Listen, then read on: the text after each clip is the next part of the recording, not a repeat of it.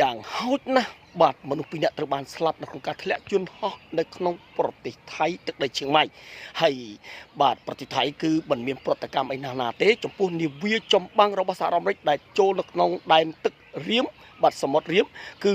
ពួកគាត់និយាយថាវាគ្រាន់តែជាទំនាក់ទំនងធម្មតារវាងសហរដ្ឋអាមេរិកនិងប្រទេសកម្ពុជាតែប៉ុណ្ណោះហើយបងប្អូនក៏លេចមកមើលនៅប្រទេសអ៊ីរ៉ង់វិញបាទគឺនាវាចម្បាំងរបស់សហរដ្ឋអាមេរិកគឺដ៏អស្ចារ្យគឺការឈានជើងចូលទៅដល់ទឹក